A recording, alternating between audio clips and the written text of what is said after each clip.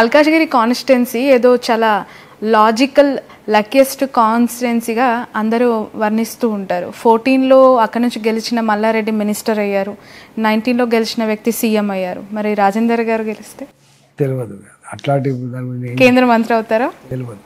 Right. Mallareddy ప్రతిరోజు విమర్శలు చేస్తూ మీడియా అటెన్షన్ గ్రాప్ చేస్తూ ఉంటారు. మీరు మల్కాజ్గిరి ఎంపీగా అనౌన్స్మెంట్ అయిన తర్వాత పూర్తిగా ఆయన మీడియాకి దూరంగా ఉన్నారు, మౌనం పాటిస్తూ ఉన్నారు. వారిని అడగండి.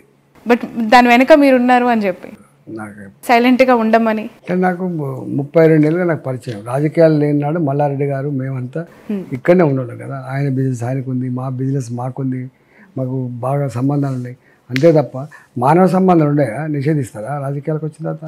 మానవ సంబంధాలు ప్రొఫెషనల్గా ఇప్పుడు పనిచేస్తున్నాయా ఇరు పార్టీల్లో నుంచి? పని చేయాలి, లేకపోతే ఇట్లా దౌర్భాగ్యం అయింది. బీజేపీలోకి మల్లారెడ్డి రాబోతూ ఉన్నారు, అనుసంధానకర్త ఈటెల రాజేందర్ గారు, ఇది నిజమేనా? అంటే వారు చిన్న పిల్లవాడు కాదు, అనేక సంవత్సరాలుగా రాజకీయ అనుభవం సంతరించుకోడు కాబట్టి ఏ రాజకీయాలు ఏ పార్టీలో ఉండాలంటే ఆయన నిర్ణయించుకుంటాడు. రైట్.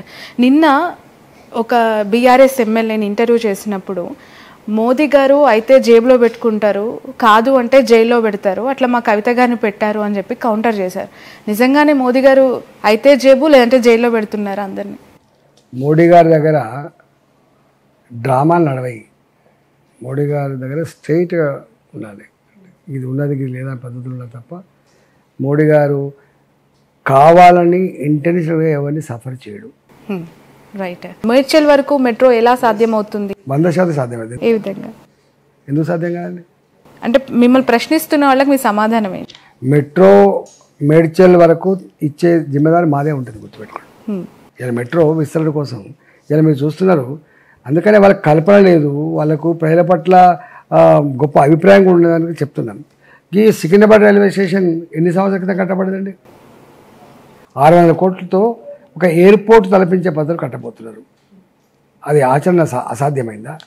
ఇవాళ ఇక్కడ చెంగిచెర్ల దగ్గర బ్రహ్మాండమైన టెర్మినల్ కడుతున్నారు, కొత్త రైల్వే స్టేషన్ కడుతున్నారు. చూసొచ్చిన మీరు ఎప్పుడైనా? 450 కోట్లతో అధునాతనమైనటువంటి దాన్ని కడుతున్నారు. అందుకని సాధ్యం కాదనేది ఏముంటుంది చెప్పండి?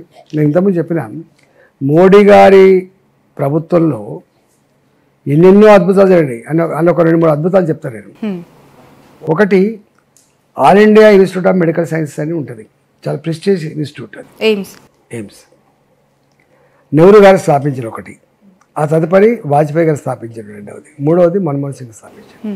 ఇవాళ నరేంద్ర మోడీ గారి 10 సంవత్సరాల కాలంలో 16 ఎయిమ్స్ పెట్టిండండి. 1947 to 2014 3 ఎయిమ్స్ వస్తే, ప్రెస్టీజ్ ఇన్స్టిట్యూట్స్ వస్తే 16 ఇన్స్టిట్యూట్స్ ఇలా మోడీ గారి ఆధ్వర్యంలో స్థాపించబడ్డాయి. బట్ ఎయిమ్స్ గురించి పదే పదే గొప్పలు చెప్పే బీజేపీ నేతలు రాష్ట్రానికి కేంద్రం ఒక్క మెడికల్ కాలేజ్ ఇవ్వలేదని కేటీఆర్ లాంటి వ్యక్తి ప్రశ్నిస్తారు. ఒక మాట వీళ్ళకి ఏం అహంకారం అంటే మాకు ఎవరిచ్చేది ఏంది? పోయి తెచ్చుకోవాలి కదా. ఇవాళ దేశంలో అత్యధిక మెడికల్ కాలేజీలు మోడీ గారు అని ఇవ్వబడ్డాయి. ఇంతెందుకండి, ఇవన్నీ పక్క పెట్టు. ఇదే కేసీఆర్ గారు స్వయంగా అసెంబ్లీలో నేషనల్ హైవేస్ 1947 to 2014 ఎన్ని కిలోమీటర్లు అంటే 2500 కిలోమీటర్ల పైబడి నిర్మిస్తే ఈ 5 సంవత్సరాల కాలంలో, ఆనాడు 5 సంవత్సరాల కాలంలోనే 2500 కిలోమీటర్ల పైబడి నేషనల్ హైవేస్ నిర్మాణం అవుతుందని చెప్పాడు. నేను చెప్పలే, వారు చెప్పింది. మీకు ఎప్పుడైనా రికార్డులు ఉంటే చూసుకోండి. ఓకే. ఎయిర్పోర్ట్లు 75-76 ఉండే, ఇలా 153 ఎయిర్పోర్ట్లు వచ్చినాయి. నేషనల్ హైవేస్లో 11 కిలోమీటర్ రోజుకు కన్స్ట్రక్షన్ జరుగుతాయి. అప్పుడు ఇవాళ 37 కిలోమీటర్ల నేషనల్ హైవేస్ కన్స్ట్రక్షన్ జరుగుతూ ఉంది.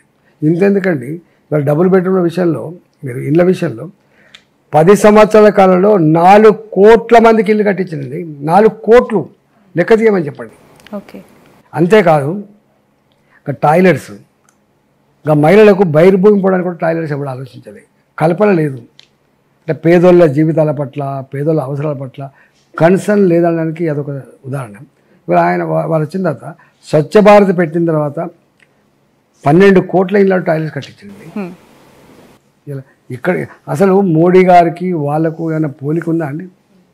11వ ఆర్థిక వ్యవస్థ ఉన్న ఈ దేశం 10 సంవత్సరాల కాలంలో కరోనా కష్టం ఉన్నప్పటికి కూడా, ప్రపంచవ్యాప్తంగా మాంద్యం వచ్చినప్పటికి కూడా ఇవాళ ఆ స్థాయికి ఎదిగింది. 5వ ఆర్థిక వ్యవస్థకి ఎదిగింది.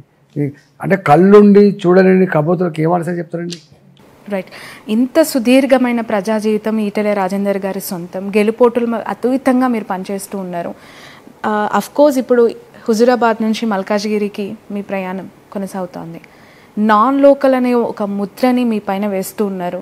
రాగిడి లక్ష్మారెడ్డి లొకేషన్స్ ఉన్నా ఉంటే మీది దాదాపు 160, ఇంకొకరిది 100 కిలోమీటర్లు అని చెప్పి దీన్ని ఎలా క్లెయిమ్ చేసుకుంటారు? ఆయనకు రాజకీయ పరిజ్ఞానం లేదు, రాజకీయ పరిజ్ఞానం లేదు. ఏం చెప్తుంది దానికి సార్? నా ఇల్లు, నా వాకిలి, నా కథ, నా చరిత్ర యావత్ తెలంగాణ ప్రజానికి తెలుసు. ఈ ఊకే వాళ్ళతో ఆ మతిలేనంతో ఏం పెట్టుకుంటాం? ఏమైనా విమర్శించాలంటే కూడా దానికి ఇంత హోదా ఉండాలి, ఇంత సబ్జెక్ట్ ఉండాలి. ఏం లేని దానికి ఏం సంబంధం చెప్పండి. పదే పదే రాముణ్ణి మొక్కుదాం, బీజేపీని తొక్కుదాం ఈ నినాదం బీఆర్ఎస్ ఎత్తుకుంది ఈ ఎంపీ ఎలక్షన్స్లో.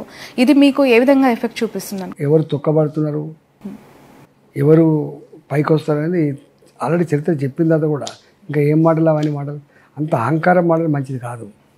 పొలిటికల్ పార్టీలలో సిద్ధాంతపరమైన ఘర్షణ జరగవచ్చు, మాట్లాడుకోవచ్చు, కానీ ఇట్లాంటి మాటలు ప్రజలు అసహించుకుంటారు. ఆ పూటకు అది హెడ్లైన్స్ వార్తగా వస్తుండొచ్చు, కానీ ఆయన ప్రతిష్ట తగ్గిపోతుంది, ఆయన పట్ల ఉన్న గౌరవం తగ్గిపోతుంది. పెనం నుంచి పొయ్యిలో పడ్డట్టు అవుతుంది. కాంగ్రెస్ బీజేపీ కోటి వేస్తే ఖచ్చితంగా ఆలోచించి వేయాలి అని చెప్పి హరీష్ రావు గారు బీఆర్ఎస్ నుంచి కౌంటర్ చేస్తూ ఉన్నారు. ఇప్పుడు బీఆర్ఎస్ పార్టీ ఉంది, ఇక్కడ అధికారం ఉంటేనేమో ఈ రాష్ట్ర ప్రయోజనాల కోసం పార్లమెంట్లో మాట్లాడాలి కాబట్టి ఓటు వేయమంటే ఆనాడు వేసింది. ఇలా ఇక్కడనే బీఆర్ఎస్ పార్టీ అధికారం లేనప్పుడు ఎవరు ఎందుకు ఫైట్ చేస్తారు? ఏం ఫైట్ చేస్తారు? ఇక్కడ కాంగ్రెస్ పార్టీ అధికారం ఉంది, కాంగ్రెస్ పార్టీకి పని చేయమని చెప్పి బీఆర్ఎస్ పార్టీ లోక్సభలో కొట్టాడుతా చెప్పండి. రెండవది, ఇలా కాంగ్రెస్ పార్టీ ఉంది, అక్కడ అధికారంకి వచ్చే ఆస్కారమే లేదు. అబ్కి బార్ మోడీ సర్కార్ అని చెప్పి ప్రజలు భావిస్తూ ఉంటే కాంగ్రెస్ వాళ్ళు కోటైతే ఏం లాభం ఉంటుంది? ఈసారి కాంగ్రెస్ కోటేసినా బీఆర్ఎస్ పార్టీ కోటేసినా ఈ రాష్ట్ర ప్రయోజనాలకు ₹1 లాభం లేదు. ఇవాళ అంతో ఇంతో అభివృద్ధి జరగాలంటే బీజేపీకి ఓటేస్తేనే కేంద్రంలో ఉన్న మోడీ గారికి ఏమైనా ఈ పని చేయమని చెప్పి అప్పీల్ చేస్తే గొప్పగా పనిచేసి పెట్టే ఆస్కారం ఉంది. కాబట్టే ప్రజల్ని వేస్ట్ చేసుకోవద్దని చెప్తున్నా. రైట్. గతంలో ఈటెల రాజేందర్ గారికి ఫోన్ చేస్తే బాగున్నారా ఏంటంటే పేరు పెట్టి పిలిచేవాళ్ళు. ఇప్పుడు కాల్ చేస్తే జై శ్రీరామ్ అనే నినాదం వినిపిస్తుందంట.